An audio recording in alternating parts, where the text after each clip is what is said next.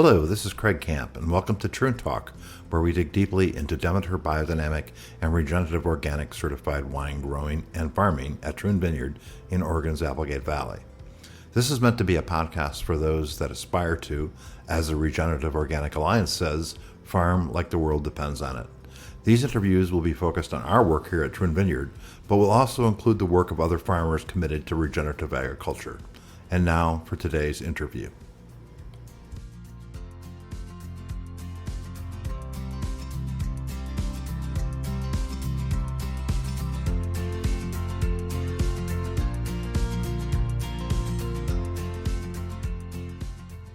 Hello and welcome to Troon Talk, where we dig deeply into biodynamic and regenerative organic agriculture and winemaking at Troon Vineyard in Oregon's Applegate Valley.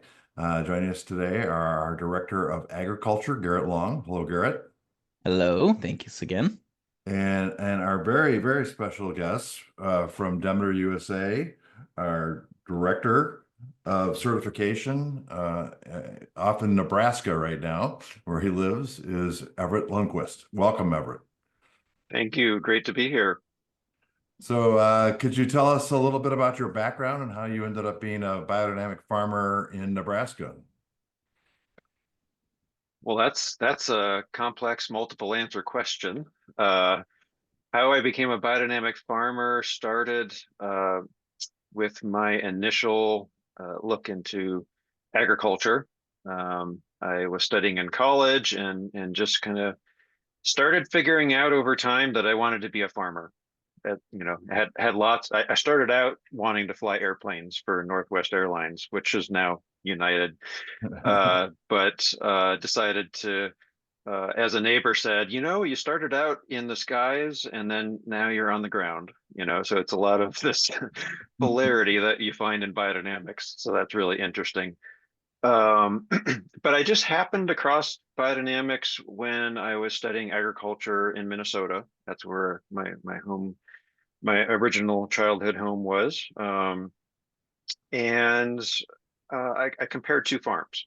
One was a conventional corn, soybeans, peas for Green Giant, like a vegetable canner, and conventional. And then the other happened to be a CSA in Wisconsin that was practicing biodynamics. And I compared the two and asked each one, what do you consider good farming? And each of them had an answer. And so I came away with a lot of respect for the conventional farm, but I ended up having more interest and more favor towards the biodynamic farm. It just really spoke to me and was kind of the missing piece. I was studying agronomy and I was learning a lot, but it just kind of left me still with some questions. I think I can talk about it more, but there's a gap in what agronomy was teaching me. And so I was at that farm, and then I ended up moving to that farm for about 2 years.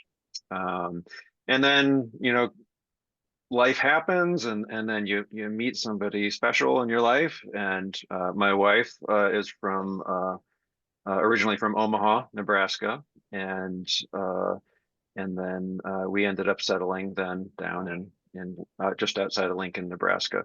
So that's how I ended up in Nebraska. So we settled down in Nebraska and started our own farm. And shortly after starting the farm,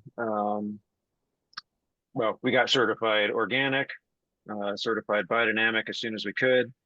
And then shortly after that, Ann Mendenhall was the director of Demeter at the time, put out the call saying, are any biodynamic farmers interested in becoming inspectors? And so that opened the doorway, and there was an organic inspector training about 10 miles from my house, which was like, well, if this is the time, it's going to happen, now is the time to do it. So I ended up taking the training and did a lot of inspections right in the Midwest, and kind of covered that for Demeter for a number of years. And then simultaneously, had a farm going, so I was traveling and farming. Thanks to my family and my wife for holding the farm down while I was off traveling. A couple 2 to 3 or I think 1 year at the most, I was traveling a month out of the year. I tried to get everything put into the fall though, so that it wasn't so busy for farming. Um, but yeah, and then I inspected for a good number of years. And then at one point, the call came out for a director of certification for Demeter. That was about 5.5 years ago, and the rest is history. Could you tell us more about your farm? Yeah, it's about 20 acres that we own, just outside of Lincoln, Nebraska. Most of it's in pasture. At our peak, we had probably about 3 acres of vegetables. Now we're down to probably maybe quarter to a half of an acre that we just raise a little bit of produce on, but we have chickens for eggs, beef, cattle. We raise a few hogs. And have raised lots of plants. That's one of the biggest enterprises on the farm right now, which is kind of ironic because we were raising our plants for ourselves when we had like a 80 member CSA with the farm, and we did farmers market and restaurant accounts and wholesale and all that. And we had a few plants left over, and we were putting up a sign at the end of the driveway, said, "Hey, we got plants." And then the driveway gravel got noisy, and next thing we know, there's a whole new enterprise. But now Are we you, raise more plants for other people than we raise for ourselves. wow. And so are you growing mostly vegetable starts or fruit trees or native plants? Mostly vegetable starts, herbs, and some flowers. But yeah, all plant starts for people to take home and put into their own gardens. And that's partly, we have cattle, so we have the manure for the compost, and then that goes into roughly, a third to half of the compost, depending on the compost, is the potting mix. And so I like to, and I use the, biodynamic compost preparations in the compost, and I even spray it with the 500 because I figure that that's these plants are getting started, so they should have all those preparations available. And then I like to think of it as we're sending off these little pots with biodynamic compost in them around the community, and just spreading the biodynamic impulse far and wide. And we have some people that come from clear across the state. We've had people come from Iowa and South Dakota.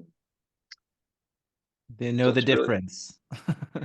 they do, and we often get stories telling us about how amazing the plants do.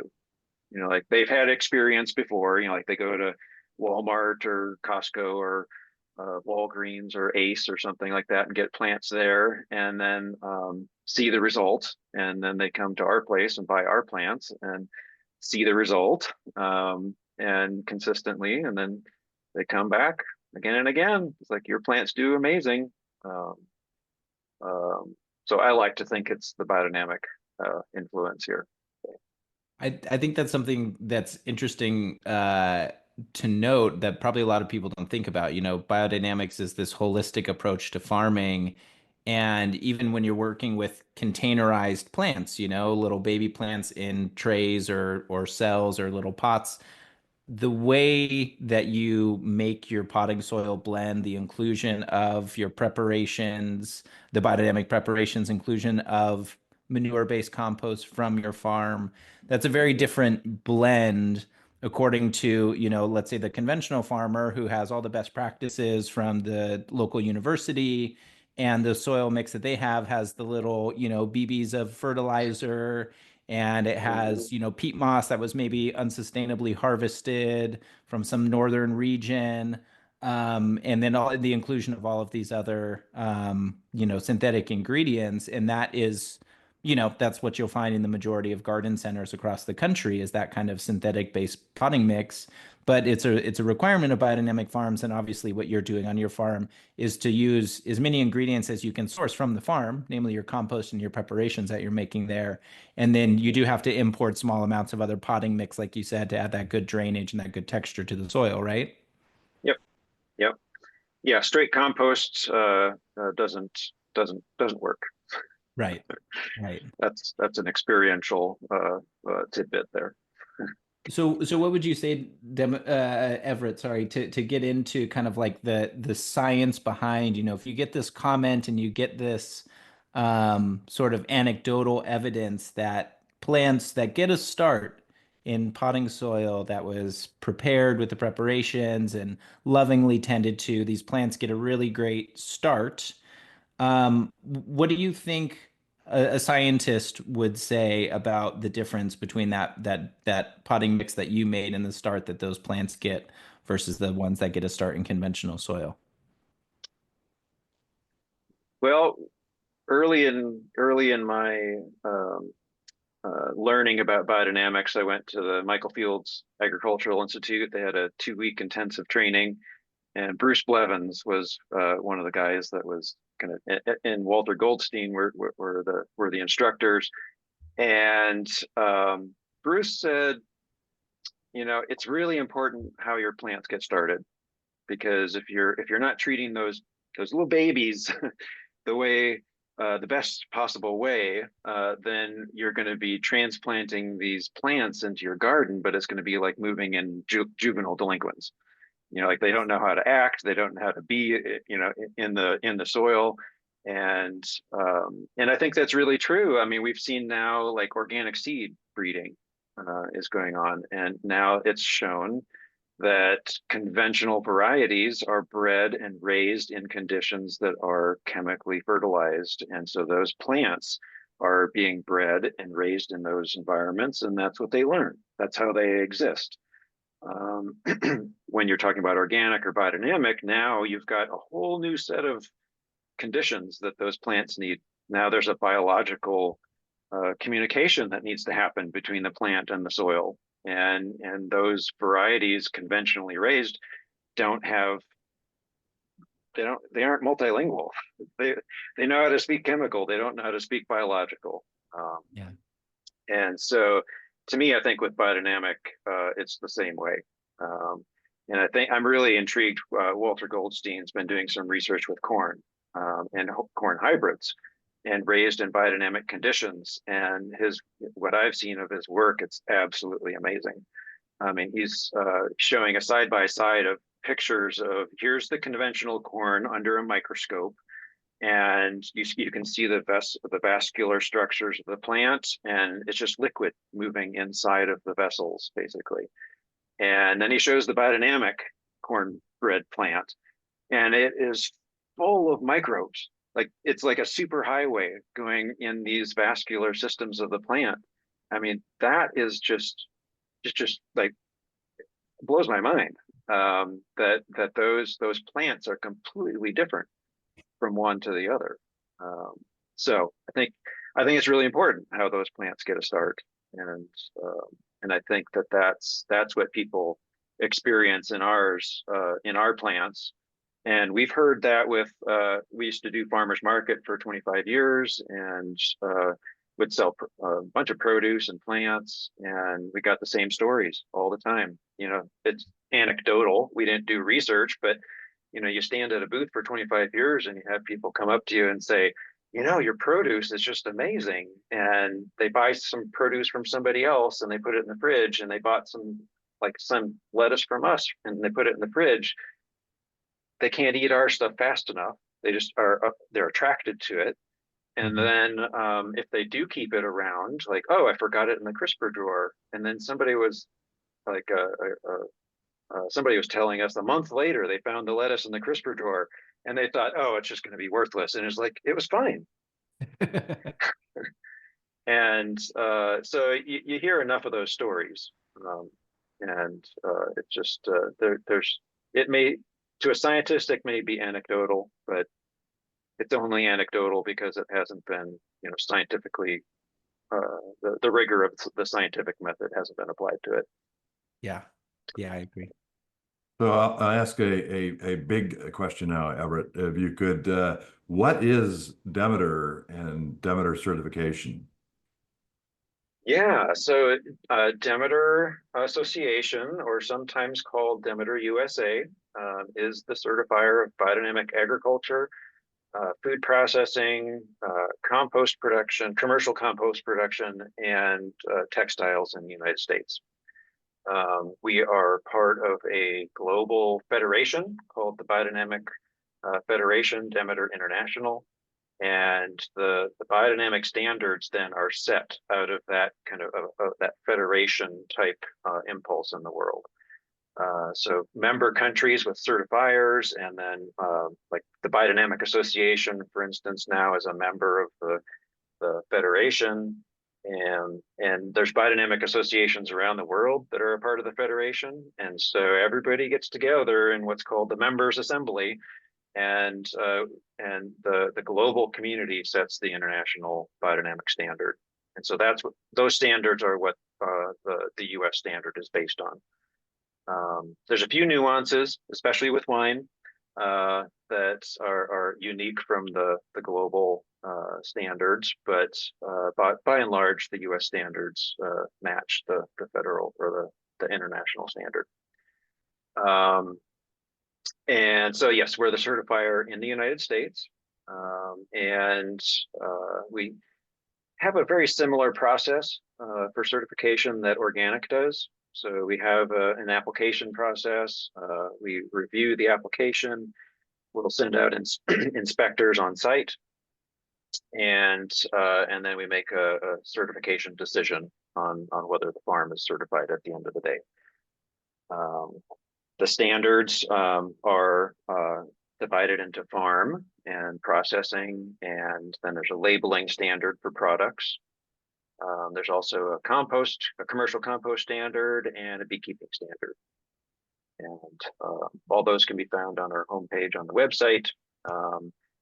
And now, you asked what is biodynamic certification? How deep do we want to go into the weeds of the farm standard or processing standard? Well, I think we don't need to do the exact details at this point, because we have to get done sometime today. So, but how would you compare and contrast an organic certification compared to a biodynamic certification? Sure, we use organic as a base. So if somebody's Demeter certified, there's two options. You can either be certified organic, and then we'll use that to cover kind of the foundational criteria. And if you're not, then we'll use Demeter will actually do the organic verification independent. It doesn't result in a certified organic status, because that you need to be accredited by the USDA, but it will result in a standalone biodynamic certification. And so some of the differences would be Demeter requires 10% of the farm be devoted to biological diversity. So the map kind of behind Garett there is a good example as a backdrop of biodiversity and how that works in. You have the ponds, the trees, the orchards can even be a biodiversity area, or vineyards, where you're planting a cover crop in the vineyard, and then the key is that it needs to flower. That's like Demeter's criteria of what is biodiversity. So the goal is to support the beneficial insects that are needed for a healthy farm organism, is what we call it. And that's another difference between organic and biodynamic, is that Demeter focuses on a farm organism. We look at the whole farms, and it's a requirement to certify the whole farm. We don't do field by field. We don't do crop by crop. It is a whole farm certification. And we really look at the farm as that organism of like an entity that has integrity, has a boundary, and what is going on to self-sustain or create fertility cycles within the farm itself. Um, the ideal biodynamic farm is one that requires no imported fertility products. That is an ideal. It's obtainable mostly, but it is a very difficult ideal to reach entirely. So there are, but we do look at that. There are limitations in terms of the fertility that can be imported onto a farm. That's a different aspect than organic, where there's no restrictions on how much fertility you can bring in. And there's a reality there that, you can import all this fertility into a farm and you can create this Garden of Eden, and have it be entirely based on off-farm fertility, off-farm inputs, importing all your carbon, all that. The difference on a biodynamic farm is that Garden of Eden is created from within the resources of the farm itself as much as possible. And if you think about the larger picture there, there's a carbon footprint involved with the former, where you're importing everything. And so you may create good carbon in your soil, but I would argue that it's not regenerating carbon in your soil. It's just importing it in. And so that's a key focus, is create the paradise from within the farm itself. There's sunlight. That's the main factor that's going to regenerate the farm.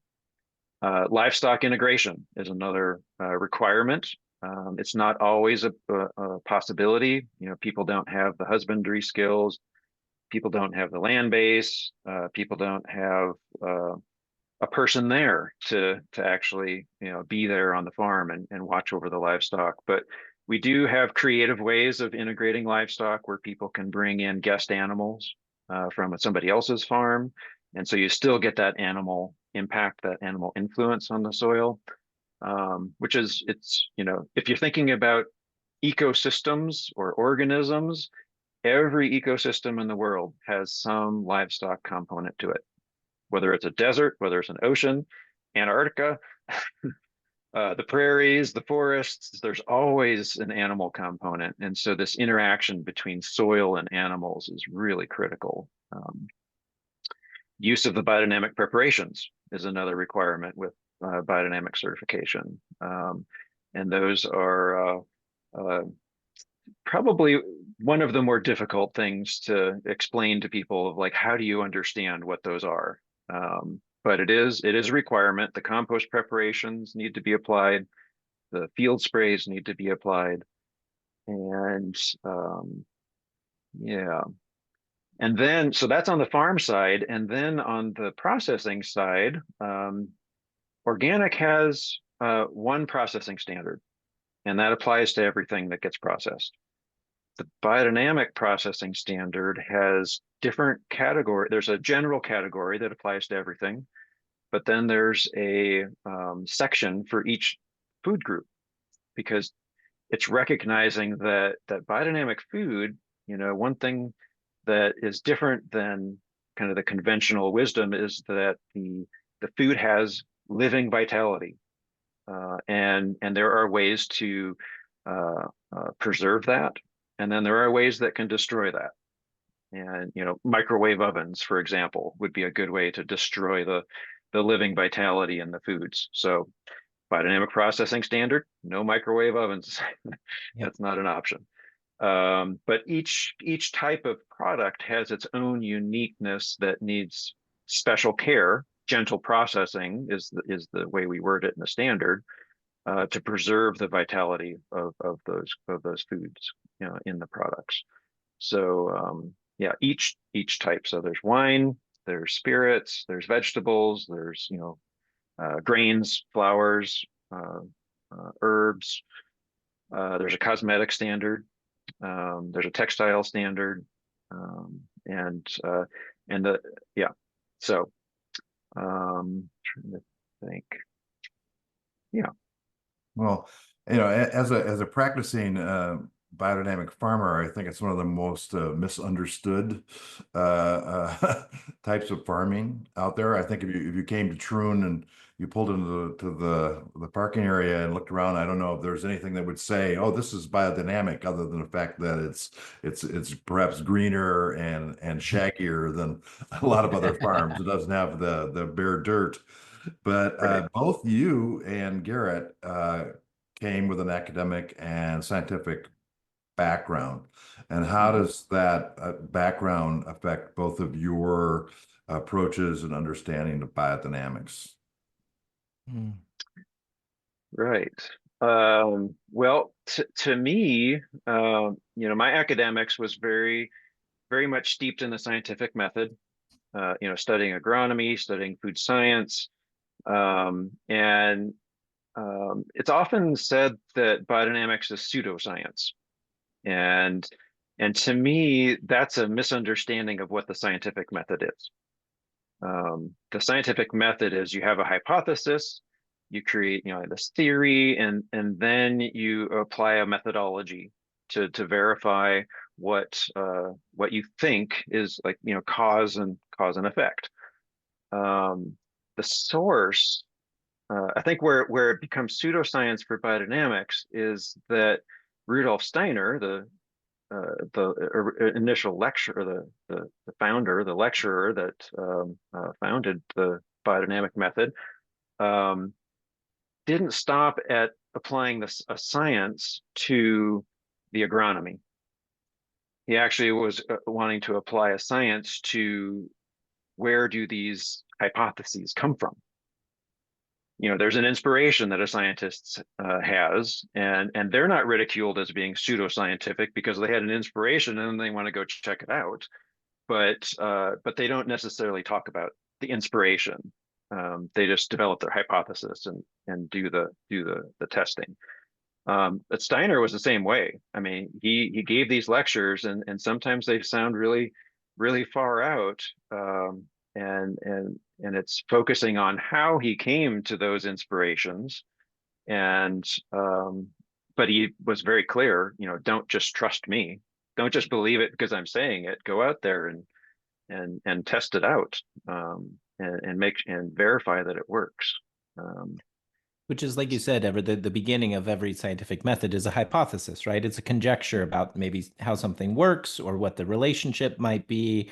And Steiner proposed a lot of these relationships and sort of solutions or practices to farming. But you're absolutely right. He said, go out and test this. Don't just take my word for it. Experiment and, mhm, get that learn that language of quantitative science of weight and measure and number and bring that back to the practice of spiritual science. But it all starts with that hypothesis and that question, that suggestion of trying to figure out how something works. mhm, mhm. Yeah, and Steiner diverged from kind of the modern scientific community in that he was applying the scientific method to spiritual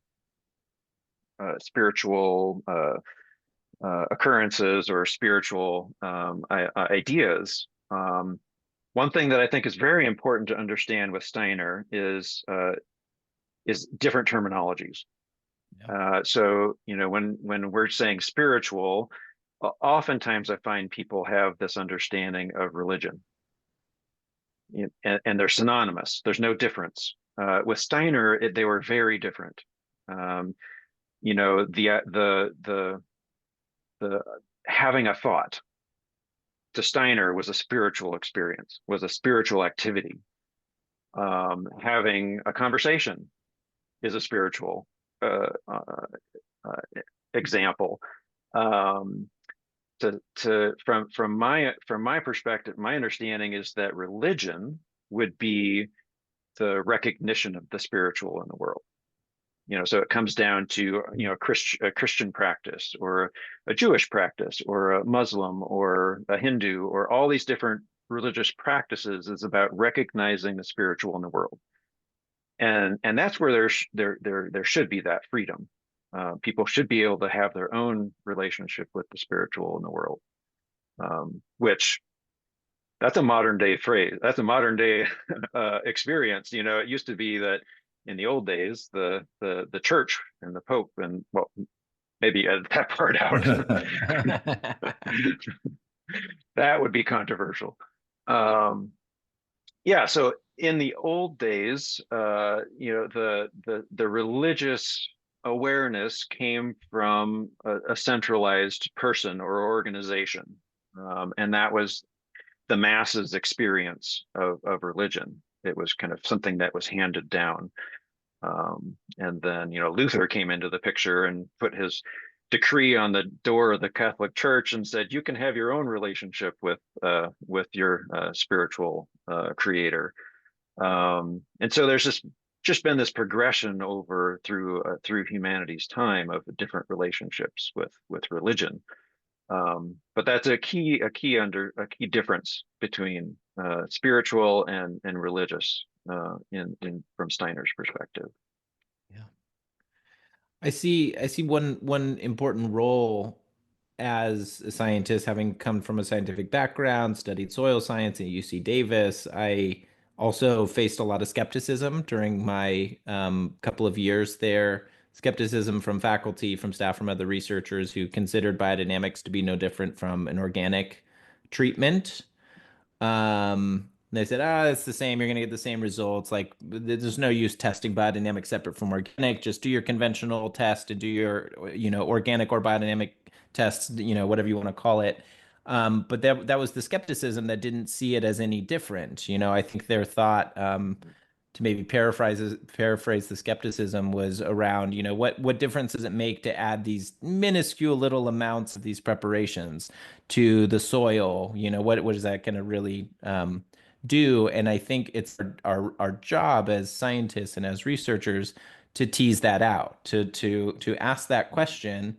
What is the role of the preparations in soil fertility? What is the role of the preparations in promoting vitality? How do we define that? Is that shelf stability?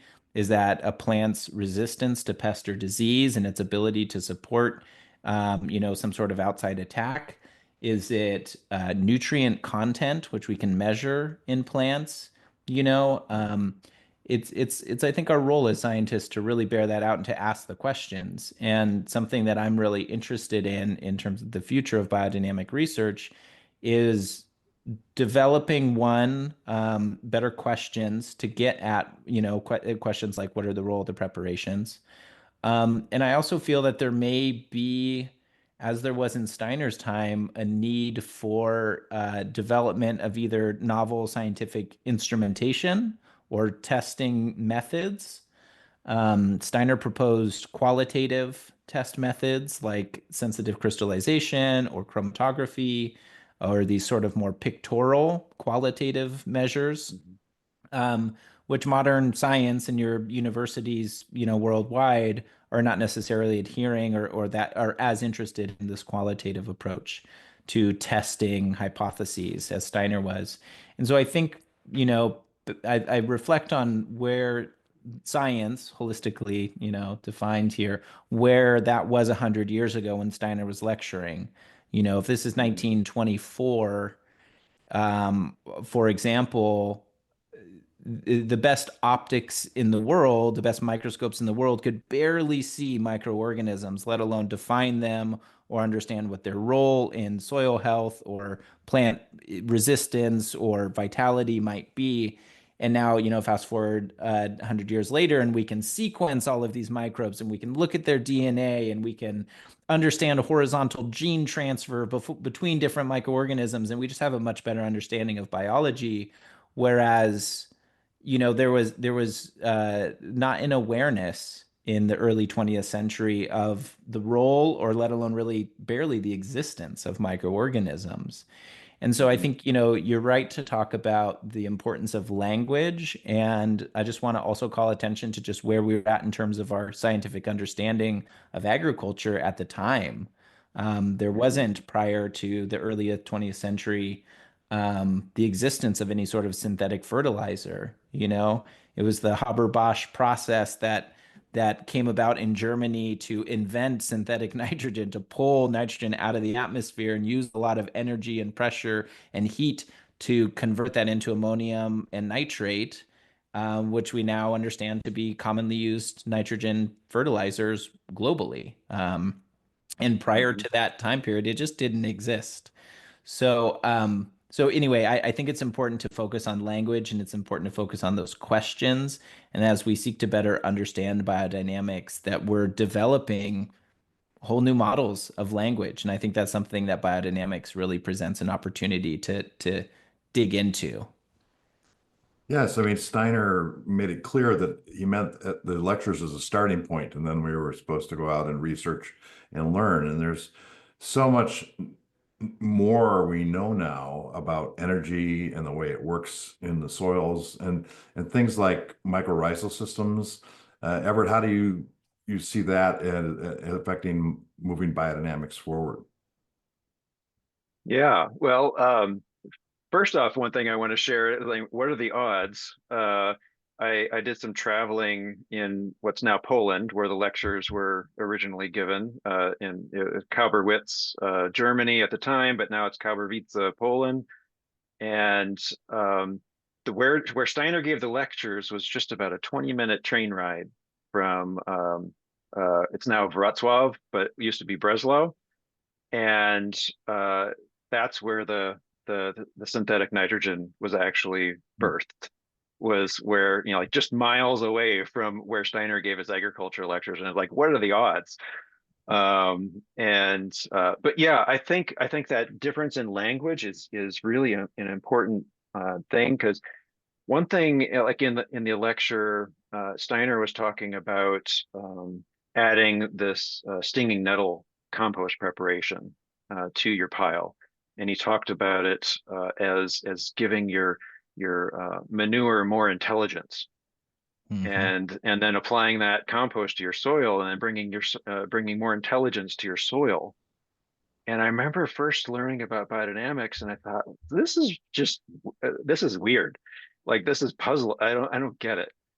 And but so many times I find with like what Steiner writes or what he spoke of at the time, I think if it doesn't make sense, just let it be. Don't judge it, don't ridicule it, like say that's not possible. And then for me, my own experience with that was, 30 years later, it occurs to me, oh, Steiner said bring more intelligence to your soil, but now we talk about the symbiotic soil plant and microbe relationships. Like a microbe can access minerals in the soil that the plant can't access, and the plant can feed sugars from its photosynthesis to the and feed those sugars to the microbes in exchange for the minerals in the soil. It's this back and forth, this communication, and the plant actually kind of puts in a request order to the microbe saying, I need this mineral, and then the mineral provides it and gets the sugars. And there's this like almost like an active awareness between the microbe and the plant. And to me, if I think about that, I mean that's intelligence. This Yeah. communication, like, oh, here's the microbe saying I need sugars in order to survive, and I can help you out, and the plant saying I need this mineral, I can help you out. That's the beginning of intelligence, is communication. um, so And so then it doesn't seem so far off. Steiner was using the language that he had available to him, and then science in the modern day has progressed, and we've learned way more than we used to know. um, but sometimes you just have to, translate from one era to another era. And from one species to another species as well, as you're saying, we're using the English language to communicate with each other and communicate some pretty heady ideas. But if you think about the exchange of these biochemicals, microbes releasing molecules that communicate to the plants, hey, send me some sugars, like we're down here, we're hungry. That biochemical communication is not unlike, we're also emitting pheromones out into the air, right? And other humans are picking them up, whether they're consciously aware of them or not. That's a form of biochemical signaling. Um, that it's a form of language. It's a form of communication, and I would totally agree with you, Everett. It's a form of intelligence to see the communication between plants and microorganisms. And I would argue to people as well that we're all communicating. The insect world sees in different wavelengths of light than humans see. And I think the wavelength of light that plants have learned to emit through their flowers and through their forms are communicating to, bees and butterflies and moths and insects in a whole nother language that we're only just starting to get insight into using, more modern instrumentation and really creative thought processes to better understand the relationships between plants and animals and microorganisms and the soil, that kind of mineral component. We're only just getting insights now 100 years later. And you're right, it's so important to pay attention to the language that was used 100 years ago, and maybe just I think it's important to not throw the baby out with the bathwater. I'd speak to my skeptical colleagues at UC Davis who wanted to write biodynamics off because Steiner mentioned gnomes or fairies or something like that. And for my Hmm. personal interpretation, as I kind of let that be over the last decade of practicing, what I feel I have arrived at is the idea that these microorganisms that live in the soil that we didn't even know about, that Steiner likely didn't even know existed, let alone what their role in soil is, that these are the gnomes and fairies. These are the unseen heroes, the unsung and unseen heroes of soil fertility that he attributed to more of this mystical world rather than a material microorganism, a bacteria, fungi, whatever it might be. Yeah, it seems. If you talk about like a gnome or a fairy, and you treat it more of like a parable, Yeah. then Mhm. it's not that it's necessarily you know precisely of like fairies with wings and that sort of thing, but uh the actual effect or the role or the process, or that's really what that pictorial um understanding of the world was. And it was a different time when those stories were created, and so that was their personal relationship with their environment. Times moved on. We have a scientific method. We're much more materialistic, in our science, in our understandings, and what we value. And yeah, so different times. We need to almost have like a language and culture translator from the medieval days and the Christian, pre-Christian days to the modern days. Yeah, it seems that as agricultural science is progressing, it seems more and more to validate many of the concepts in biodynamics. I see now they're using silica as a common applicant in strawberries and things to build cell wall strength and things like that, which of course is 501, one of the biodynamic Right. preparations. So I think that's where this language really comes in. I think it's a great point. Mhm. And I think one of the aspects of the preparations is that they influence things. It's to think that it's going to be a materialistic influence is a stretch.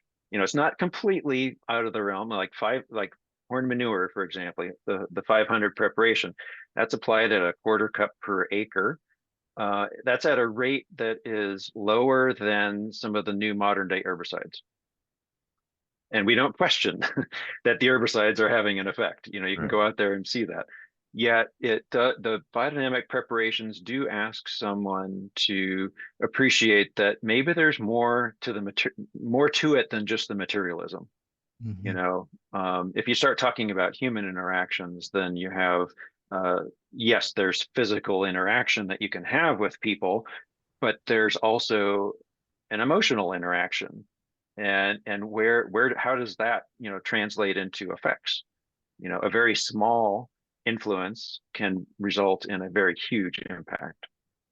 um, Of course, there's billions and and so billions of that's microorganisms in that quarter cup of 500. right. Right. Yeah. Yeah. There definitely is a material effect, but Yeah. Steiner asks people to recognize that there's more. Maybe Yes. there's more to just than the material. Yeah. I often think people think of 500 as fertilizer when really it's more of a bringing energy to the forces that are naturally in the soil.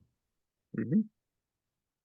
Yeah, and if you think about bringing a little bit of energy in terms of like if you're you think about your farm going in a certain direction, and then a preparation brings an influence, and it's not a bulldozer coming through and changing things. It's just like a little nudge. And over time, then that little nudge can result in some pretty significant changes. Everett, can we dig into what some of those changes are and what some of the scientific findings have been? You mentioned Walter Goldstein and this very biologically active corn. What are some of the other findings when it comes to nutritional outcomes or shelf stability or yeah, what some of the, can you paraphrase some of the other research that's been going on? I'm not an expert in all the research, but a few things that I have encountered. A new study did a stress test on cucumbers, and they had conventional, organic, and biodynamic raised cucumbers. And the stress test was scarring the cucumbers and seeing how the longevity of the cucumber after the injury.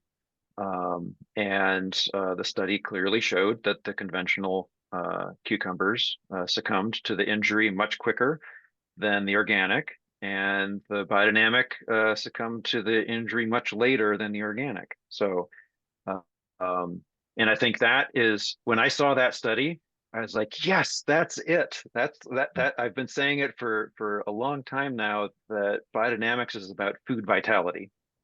And whether or not a cucumber succumbs to an injury is all about that vitality. You know, we look at a plant and we can say, okay, that plant's living, and then you cut it off, and like, is that plant still alive? Like, well, it's still the moisture's still there. It's I pulled a mustard plant out of kind of a hedgerow uh, one time, and we had cloudy weather for like 2, 3 days after that, and some rain, and so the mustard never died. It was laying on top of the grass, and the it was starting to flower, and the flower head started turning up. So to me, that was like, this is the mustard's still alive. Yes, it's not in the soil, but it's still alive. Um, and and then if you dry something, there's still a vitality that is contained within the dried herb. Um, but say like you have an apple or something, then is that apple still alive? I would say yes. And that's conventional. That's like, materialistically acknowledged, because what do you do if you want your apple to store longer? You put it in climate controlled storage. You slow down the respiration of that fruit. And so it is alive. And if you don't acknowledge that, you're going to end up with the shriveled up, moldy apple on your counter. So that stress test to me was like so exciting, to see that, like, okay, here's a way that we can test food vitality without asking people to accept a new, like, chromatography or sensitive crystallization, and what that's about. I think those are very valuable and very worthwhile pursuits, but it asks people to accept something that they're not comfortable with necessarily. But this stress test, I was like, that's it. There's that's vitality. What else? There was a study out in Washington State that tested compost, and the different. They made two piles. Everything was exactly the same. They even redid the study, because when they did the valerian preparation over the biodynamic pile, they didn't sprinkle plain water over the other pile. So they redid it because that was an inconsistency. And what they found was more nitrogen was retained in the biodynamically treated pile. More carbon was retained in the biodynamic pile. The temperature spiked quicker in the biodynamic pile. And the unreported, unscientific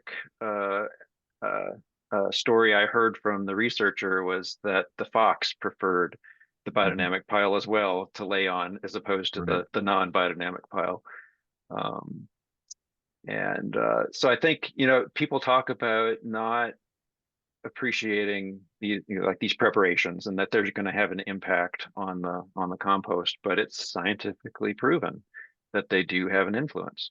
Um, That story you were just talking about, Everett, I don't know if you know this, but Lynn Carpenter Boggs is the researcher at Washington State, and we had her on the podcast, and she told that story actually about her research, and we asked that question, or I guess she posed the question, what does the fox know, right? What does the right. fox know that we, as the most modern researchers with all the not all the funding, actually there's a severe lack of funding for biodynamic research, but Mhm. with funding and access to the most amazing laboratories at Washington State University, what how can we actually detect what the fox knows? What did the fox sense in that? Was it truly that the pile was 1 degree warmer, or was there something else, less material that the fox was sensing? So Right. I encourage everybody to go back and listen to that episode. What does the fox know with Lynn Carpenter Boggs? Because she's produced some really compelling research. Mhm. Yeah. Yeah. And but yeah, there is a stigma though with biodynamic research in the United States, and that it is pseudoscience, and so if people are doing research, then they're kind of dabbling into this weirdness, and that's hopefully we can get that turned around. And there is research going on in Germany. That it's much more widely accepted, Demeter and biodynamic certification. Dr. Jürgen Fritz has been doing a lot of research, and just really trying to untangle this. Like, Steiner said this, and then how do we put that into a scientific study? And I've seen some really interesting work from him. Um, just trying to bring some of these a more materialistic scientific approach to the indications that Steiner gave, and I think that's where it's going to start. Yeah, at Geisenheim in Germany, the leading viticultural school there, biodynamics is part of the curriculum. It's just a course you can take. It's very different than the United States. Right. Garrett, You know, go ahead, go ahead. on the certification side, it really strikes me that in Germany alone, there's thousands of certified biodynamic farms. And to give you a perspective, Germany is about the size of Montana. Hmm. So imagine Montana with a couple thousand biodynamic farms. Right. Yeah. Garrett, you've actually seen some soil results in your own testing here. Yes. Yeah, we've been really impressed actually. And I can say that I was really impressed myself having arrived here in 2021. I have a master's in soil science from UC Davis.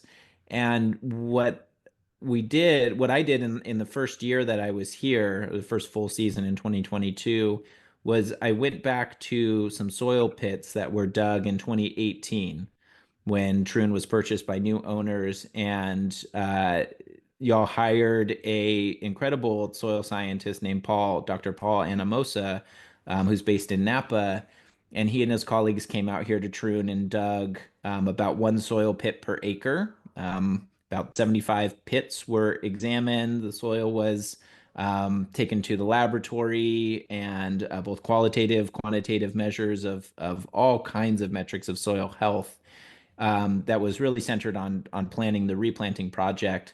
What I did in 2022 in my first year here was go back to those same coordinates or close to the same coordinates that Dr. Anamosa pulled those samples from and tested them again and asked that question of what was the influence of our first 4 years of biodynamic farming on these various metrics of soil health. And we found some pretty staggering and interesting results. I think the most interesting, well, first of all, we saw an increase in organic matter at every single sample. And I believe it was 47 out of 48 samples. We looked at the top 8 inches, sort of the most active, most biologically alive soil profile. We looked at 8 to 18 inches deep, and we looked at 18 to 36 inches deep, these different soil horizons that have different soil properties, different amounts of clay, different amounts of water, whatever. And they also had different amounts of organic matter. And that first finding that every single sample we pulled, except for one, had increased in soil organic matter was just out the gates, pretty compelling results to Hmm. suggest that biodynamics is sequestering carbon and most importantly, sequestering it deep in the soil where it's more stable. You know, that surface soil, that top 8 inches is more active, especially if you have any sort of tillage or cultivation practice on your farm. Tilling the soil will tend to release more organic matter or sort of oxidize or burn off more organic matter due to microbes. Um, uh, accessing it. And what we found was that the most carbon sequestered in any of the samples was down at that deepest 18 to 36-inch deep soil. So, you know, we're talking almost 3 feet deep. These plant roots are growing. And we looked in our apple orchard, we looked in the vineyards, we looked in a non-irrigated pasture, we looked in the vegetable garden, and in all of these different systems, regardless of the amount of compost that was applied or regardless of the amount of tillage that happened, cover crops or not, annual veggies versus perennial, fruit trees and vines. And across the board, we saw the most carbon sequestered at depth. And so it told us that what we were doing was feeding biology. You know, you so clearly explained that relationship between plants feeding sugars produced by photosynthesis and microbes releasing those minerals back to the plant and that constant exchange that's happening with a living plant in the ground all year round. That interaction is happening and it's especially happening at depth. And so a lot of research, no-till research or carbon cycle research is showing that a lot of that activity, that carbon sequestration will bear out at lower depths and be more and be held in the soil more long term, more sort of Hmm. recalcitrant carbon in the soil. So to me, that source of carbon in the soil, that's food for microbes. That's food for them to continually do the work that they do of releasing minerals back to the plants and completing that exchange, that beautiful part of the relationship. So um, yeah, suffice it to say that we were really impressed by the first 4 years. And again, that was in 2022 that we took those samples. We're following up next year in 2026, every 4 years. We'll go back and revisit those samples. That's a recommendation that is also made at UC Davis. It's made by the regenerative organic certification folks that you don't go back and sample, but every 3 to 5 years. Those changes can be so nuanced and so subtle, and we're talking about a percent or less on an annual basis. And if you're sampling your soil every year and looking at soil organic matter, you can kind of get some noisy data, but we're interested in going back every 4 years. So hold tight, but we'll have some more updated data next year as to how our first 8 years of biodynamic practice have influenced various metrics of soil health. Pretty exciting research. Yeah, yeah, it is.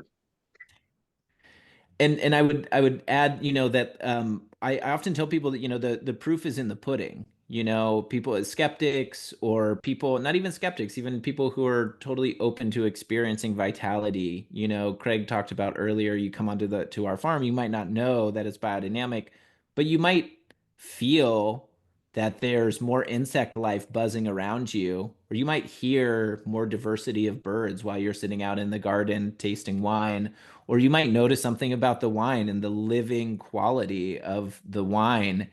And I mean, again, if I think about my role as a scientist, I want to drill down and ask that question, what is it about the farm? You know, what do the fox Mhm. know? What does the birds and the insects know that drive them to this property and in really incredible abundance and diversity? You know, can we actually sense and detect something in the air that attracts these organisms? Can we detect the polyphenols and these aromatic compounds in the wines to start to tease out what brings such vibrance and vitality to the wines?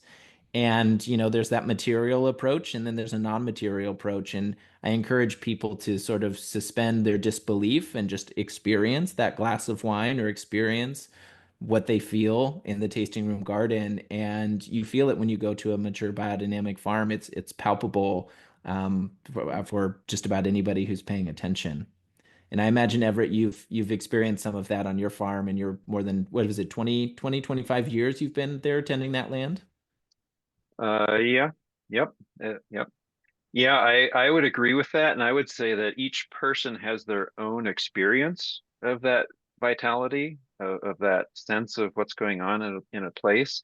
You know, like we had a ornithologist come and did some bird counts, and he developed a concept. His name was John Quinn. His developed a concept called Healthy Farm Index, and essentially, it was like you count the number of birds on your farm, and that'll tell you how healthy your farm is. And and we had him out because we noticed when we arrived here that we had very few birds. You know, on 20 acres, we would see maybe an occasional robin. Um, and then, you know, 15 years later, I think when we had him come, between his count and our count, I think he counted 41 different birds. Um, and then we had our own list. And so we had like 61 different birds that we could add to his count. Um, and I was like, well, is this just normal? Like, does this just happen? Like, is it going to happen down the road, for example, where there's other like properties? And he said, no, it's because of what you're doing. That's what's creating this bird kind of paradise. And you know, you come at the right time of the day, like you come at daybreak, and the whole farm is just like, oh my gosh, it's like this bird concert going on.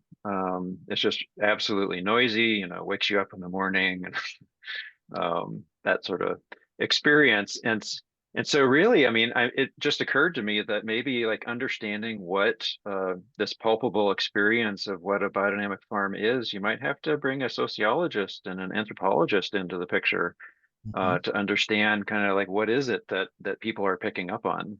You know, we always think about agronomy for or soil science, or like to understand what biodynamics is about, but that's not there's not a boundary there for biodynamics. You know, people have their own individual experiences.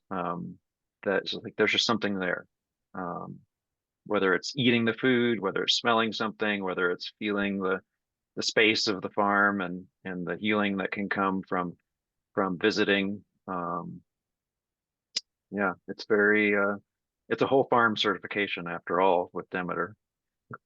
Well, I think it's something that people, we always talk about the soil and the plants, but what I've really seen is that by practicing biodynamics, it changes the people and the culture of the people working there. And I think that really expresses that whole farm concept. It's not just the soil and the plants, it's the people that work them. It's all part of one organism.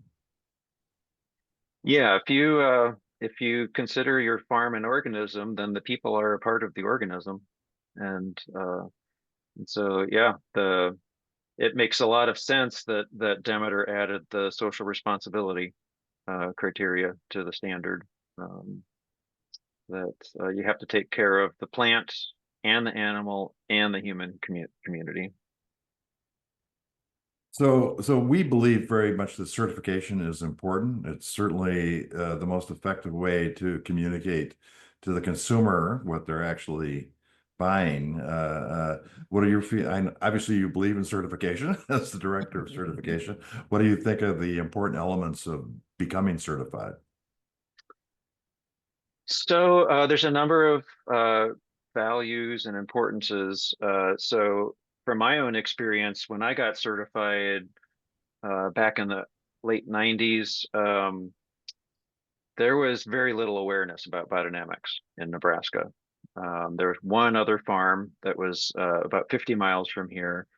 And so really the main reason why I got certified was because I wanted to have the credentials given by Demeter to say, this is a certified biodynamic farm. It's not just me, some crazy hippie off in the hills that's practicing back to the land agriculture. I wanted to be able to say we're certified biodynamic and this is what it means. And with certification, then there's a standard. And so when you say I'm certified biodynamic, you can go back to this, anybody can go back to the standard and say, these are the standards that are being met. This is what a biodynamic farm looks like. These are the requirements. And I think when you get into the marketplace and the consumer trust that gets put in to their when somebody buys a food product or produce, then you're having to stretch across this boundary of the consumer in the store doesn't know the farmer that's producing the food, and so there's this standard that they can rely on for the food that they're purchasing. So I think it's certification is especially important in that type of situation. Um, yeah. So we became certified just before you took over, and I would say we've really seen the process streamlined over the last years, and it's interesting working, becoming certified organic. They don't really care if you do it or not. But working with the team at Demeter, obviously you believe you want people to become certified. So it's more of a partnership. It's very different than an organic certification.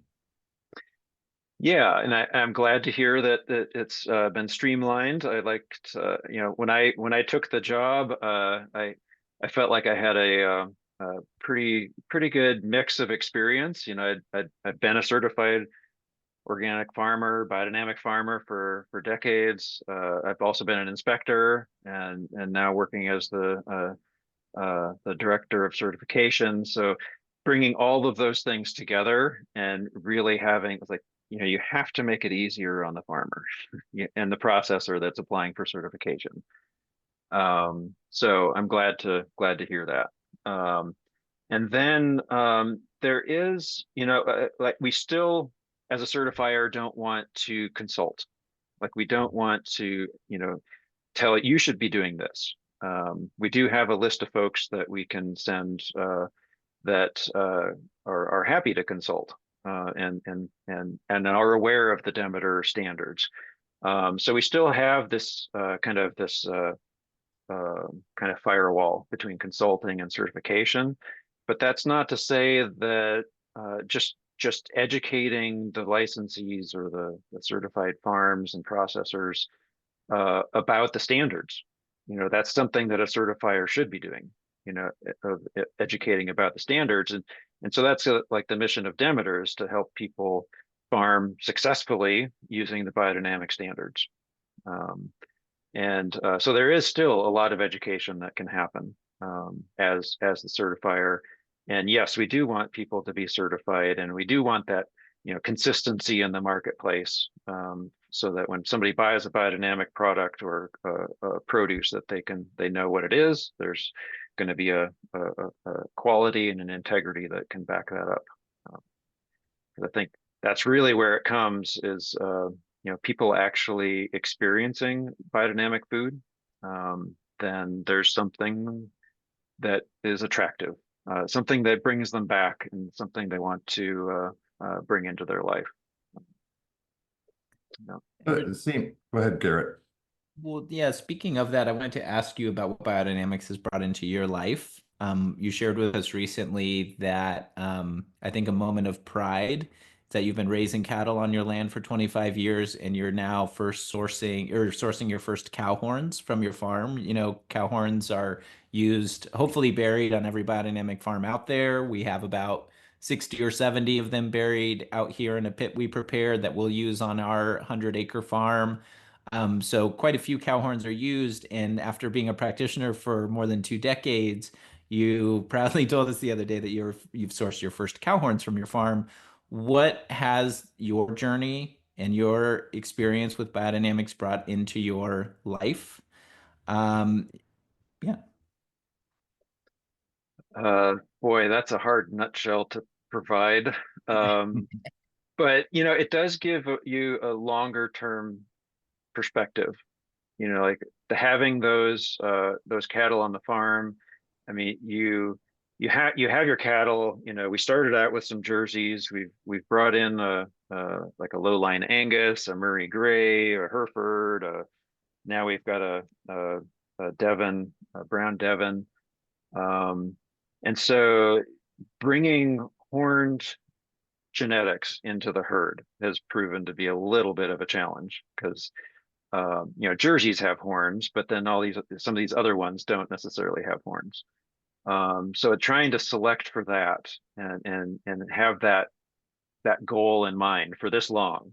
But then finally getting there and feeling that success. Because the ideal is to have your own livestock, your own horns, your own manure. Um, and then the other thing, I think, like with making the preparations, it definitely asks a person to expand their thinking and awareness about what's going on. It's hard to put manure into a horn and bury it in the ground without asking what's going on here. There's and I think for me, it's looking back through history, agriculture was guarded by or held by in many cases like a chief or a nobility or a priest would be the holders of like the crop rotation. I mean, the crop rotation was held by some type of a priestly figure. And it's that type of experience, I guess, that type of direct connection with nature. It's eye-opening. It's almost like studying another language. Like you have the book of nature that you're trying to read. And I remember hearing a lecture by Alan York back in the 90s. He said there's signs along the road for trying to understand nature, but the problem is they're not in English. And he said, and to many surprisement, they're not in German either. Alan had a great humor. And so, trying to understand nature is a very complex thing.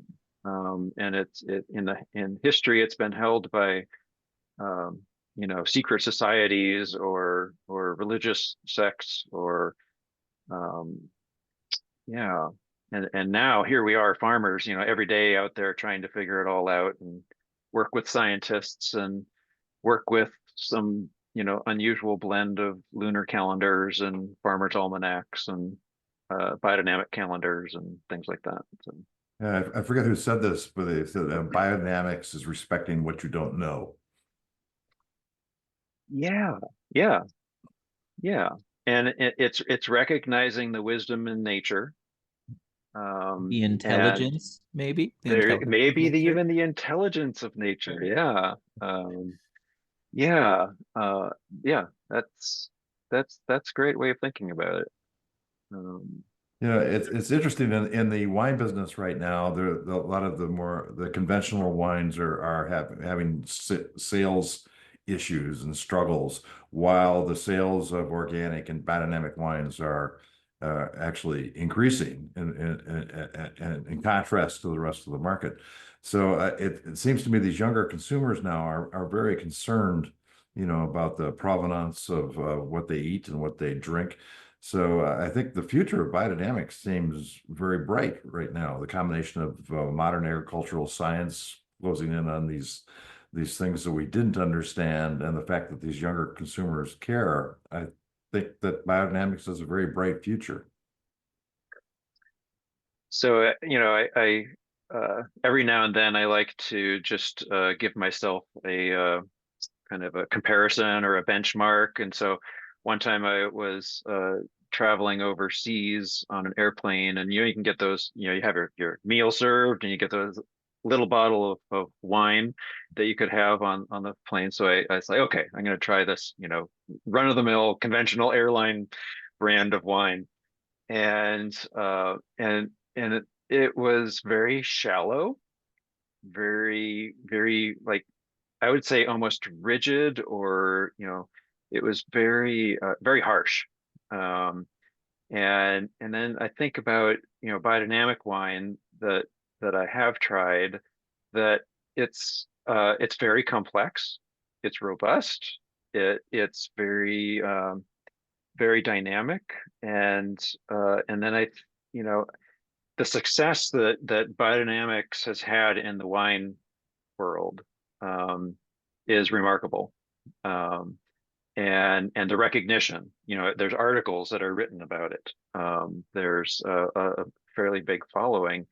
And when I reflect on that, I mean, some of it's promotion of biodynamics, um, but also I think the wine community has an attunement to those subtleties, those changes, the vitality, the terroir, and I think the wine world was just ready for biodynamics. It was just, of course, like this is a perfect match. Um, and we just need that same kind of awakening with cheese and milk and produce and even bread. All these different things. Like the reality is the experience is there. People can have that bite into an apple or an orange or an almond and or a glass of wine and experience that living vitality in the foods. Um, Our winemaker Nate Wall says that biodynamics is this lens that focuses terroir and it focuses that sense of place. And I think wine is particularly communicative in that way, sort of talkative almost. Uh, Better able to express that sort of that intelligence or that vitality maybe than you would think a tomato or an almond or whatever might be able to. But I think you're right, and I'm hopeful in what Craig is saying. I'm hopeful that a younger generation that cares about how that land was treated in order to grow that tomato, or how the welfare of that animal, or the responsibility that we have to our communities. Um, that the younger generation is also optimistic about the future in their embrace of biodynamic practices, as it is this whole holistic approach to farm health, ecosystem health, nutritious food, reducing all of the negative externalities of agriculture and spraying pesticides and herbicides and all of this. Biodynamics represents this solution for the future. That is, I agree with Craig, is very bright. We just need the foodies and the people who are voting with their dollars. We're all out there doing that, making our choices of what we, feed ourselves and how we clothe our families and what we put on our bodies and all of that sort of stuff. Yeah, I'm hopeful for the next generation as well. So, Everett, as we reach the end of our time here, if there's a young farmer out there that's considering biodynamics, what words of encouragement can you give them? I think that biodynamics is going to, if it hasn't already, it's going to awaken a robust interest in the world and the natural world and your farm. Your farm is going to develop on this biodynamic journey, and you are along with it. I think that's one of the beautiful things about biodynamic. It's not just a practice that you're putting out. It's something that is a back and forth between you and your farm. And I think that personal relationship, that cultivation is, um, I think it can be there with a conventional farmer, with an organic farmer, but with biodynamics, it just kind of it brings it to another level, another layer of complexity, and it brings an awareness that can ripple out even into non-farm things, that about people, like where's your inspiration coming from, and uh, and the reality is that biodynamics is one thing that Rudolf Steiner talked about late in his life, and there's a whole slew of other things, anything from architecture to medicine to education. So it's a very very rich and complex um, aspect. Um, in terms of getting certified, we're trying to make that process as easy as possible. And it's a simple application that gets filled out, and then we take it from there. Sometimes, if needed, if helpful, we'll even do more of an interview style of an application, so that you get on a Zoom call and with our staff, and then you chat about your farm. And by the time you're done, you have an application that's ready to submit to Demeter. And then yeah, we'll do the inspection and make it happen. So for those who want more information, where can they find your website and everything? The website is www.demeter, it's DEMETER -USA.org. And our contact information's on there on the page as well. And it's a very well done website. There's a lot of information there. If you're really curious, you can really learn a lot by just going to the website. So Evrett, thank you so much for joining us today. It's always a pleasure to chat, and I think you should do this more often. You tell the stories so well. The very effective communication. It's been a pleasure. I'm glad to do this, and yes, we can do it more often for sure. Well, we'll look forward to that, Evrett. Thank you so much for your time. All right, thank you. We are happy to share this podcast from Troon Vineyard, a Demeter Biodynamic and Regenerative Organic certified winery in Oregon's Applegate Valley. We farm like the world depends on it by growing produce in our gardens and naturally crafting authentic wines. We will be sharing these in-depth podcasts several times a month. To learn more, I encourage you to visit our website at troonvineyard.com and those of the Regenerative Organic Alliance at regenorganic.org and Demeter Biodynamics at demeter-usa.org. Thanks for sharing our voyage to regenerative agriculture with us.